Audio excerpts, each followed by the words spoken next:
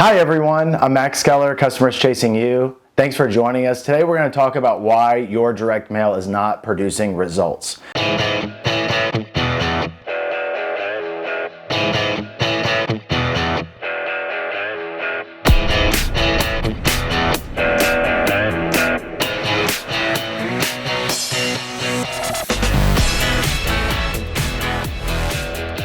If you've been sending out direct mail, you're searching for motivated sellers, and it's your response rates are less than 1%. You're not making the kind of money that you need to in order to make it worthwhile. I'm going to kind of go through what my journey's been like and how I've been able to fix it. You don't want to be pouring money down the drain. So just sit tight, and at the end, I'm going to give you access to a tool that you can use to basically revolutionize your marketing. You can start tracking it at a really high level.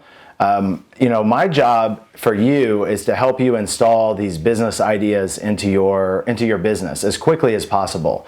Not for you to read 1,000,000 books or, watch 100,000 videos. I want you to find exactly what you need and then install it quickly. So let's just get started. All right, so the objective here, I got some notes over here. I want to make sure I'm well prepared. Some of these folks just get on here and just start talking. And it's you got to prepare. I want to make sure that I give you my best stuff. So, that's what we do. If you like the content here, give us a thumbs up, subscribe, share with your friends, and put down in the comments exactly, what your struggles are or what you got from this video. So you want to avoid pouring money down the drain, because if you get into direct mail and you're not doing it right, you're not tracking it correctly, you don't have multiple offers. Yeah, oh, he said multiple offers. What? I thought there's only supposed to be one. I'm going to explain that. But if you don't know kind of the secrets, you can pour a lot of money down the drain. And so are we going to be able to cover everything in this short video? No. We're going to hit the most important stuff. I'm all about the 80-20 rule. So let's get started. Well, why does this even matter to you? Well, do you know what your return on marketing investment is? It's a super important metric that you want to track. I didn't track it for about my first year of doing direct mail. And then I really learned my lesson, because I went back and started doing the tracking, and I found out that a lot of the types of campaigns that I was running that I thought were successful weren't. So if you're spending money on direct mail right now and you're not tracking it, that's number one. Once again, at the end, I'm going to give you a link where you can download the same scorecard that I use. All the tools that I'm giving you and empowering you with, they're not to sell you stuff. They're for you. I would love one person just come on here and say, I did what you said, I used the tool, and in 5 minutes, I made some serious gains. That's what I get up for to do. I'm not here just to hear myself talk. I already know this stuff. I want to share it with you. I want to help you. I want to find out how it helped you. So do you know your return on marketing investment? The tools that I use, that I share with you, are the same ones I use in my business. I've built multiple multi-million-dollar real estate businesses and publishing businesses, and you have to have fundamentals, and tracking your return on marketing investment is definitely one of them. So I'm glad I can share that tool with you. Okay, so what did I do? I'm going to give you my background. So how did I get into direct mail? I can't remember right off the top of my head exactly when I started. I think it was pretty early on a small scale.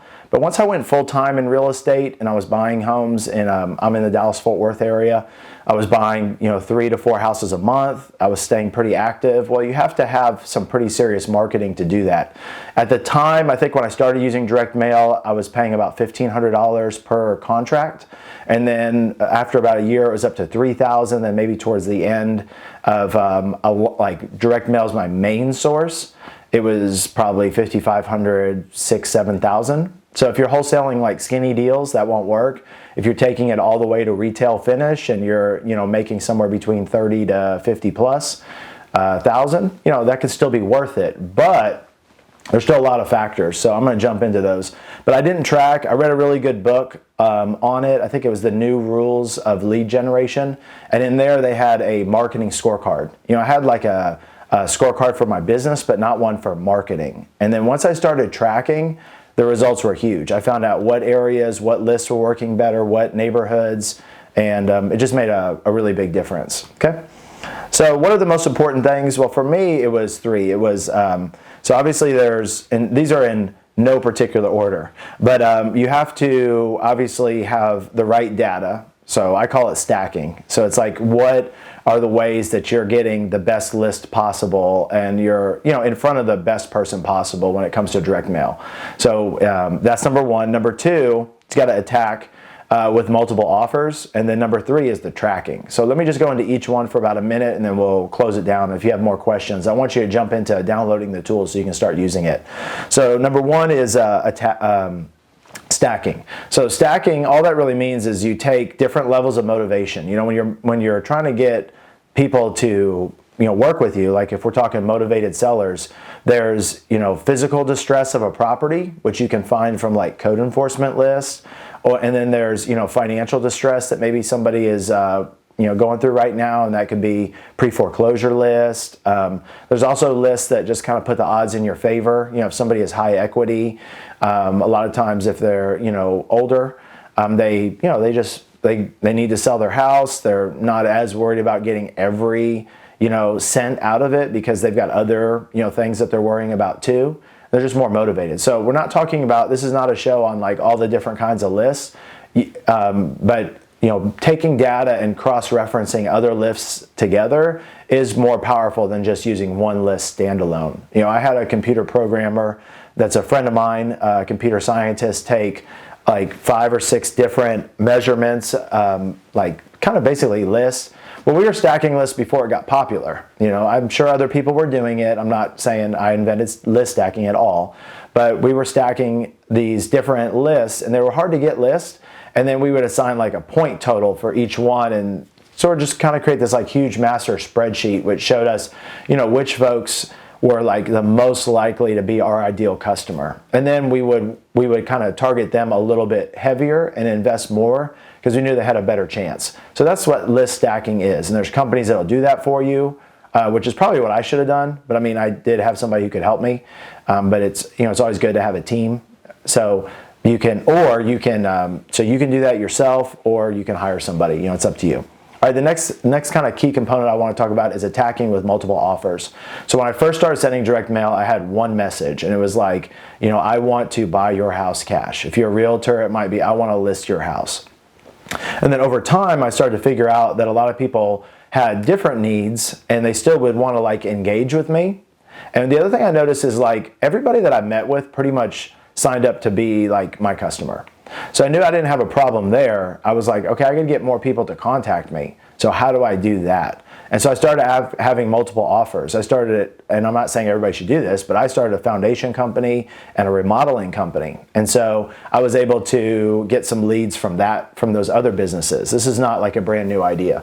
That worked really well. It worked really good. The bad part is you have to be careful. It can kind of take your eye off the ball. So if I had to like have a redo, and if I look back, I would have partnered with a foundation company. I would have partnered with a remodeling company, offer that as a possible service that we could provide, and then just connect my customer to those people instead of trying to do all of that myself. So that was kind of the lesson learned there.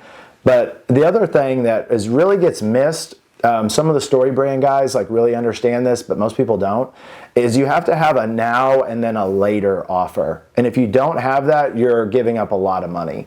So most people are like, if you need to sell your house, call this number. And that's the CTA, the call to action. And that, I'm not saying there's anything wrong with that, but what I'm saying is that what happens if they don't need to sell right now, but they need to sell in 3 months or 6 months or a year? If that's your only offer, they're not going to call you because they don't need to sell right now. So what we did to jack our returns 10x on our direct mail was very simple. We wrote a book on senior housing, and it was all the ways to sell your house, pros and cons of each, all the ways to stay in your house, types of senior housing, on and on. But it was an education book. And so once we wrote that book, we took our regular direct mail, and at the bottom of it, we put, oh, by the way, we wrote the book on senior housing. You can go to Amazon and buy it for $12.99. Or if you give our office a call, we'll send you a copy for free. And then the game started to change. We got a lot more phone calls. Why? Because I was tracking. I had a call rail number. And so, it was a different, unique number so I could track it. And we saw the calls go way up, like 5, 6, 7 times as many calls. Well, that's not 10x, Max. How do you get to 10x? Well, because we're converting a lot higher. I'll tell you about that in this video and others. But the bottom line is that you have to have another call to action. You can create a booklet, a brochure, an ebook, downloadable, free consultation, free video series, but there has to be some educational component, some way to engage people who are going to sell. I mean, everybody is going to sell their house probably at some point. It's just, are you going to be in front of them? And the best way to put the odds in your favor is not to send more junk mail. It's to put something else, give them another option, another way to reach out. So that's huge. Last one's tracking. So if you're spending over $1 on direct mail, you need to track. Tracking is really where the money's at. And the reason that I avoided it for a long time, and like I majored in finance in college, so I like looking at numbers and analyzing stuff, but I just kept saying I'm too busy. I'm so busy. I'm so busy. Then when I started tracking and finding out how, like, I had about 8 different types of marketing going, like, at all times, right?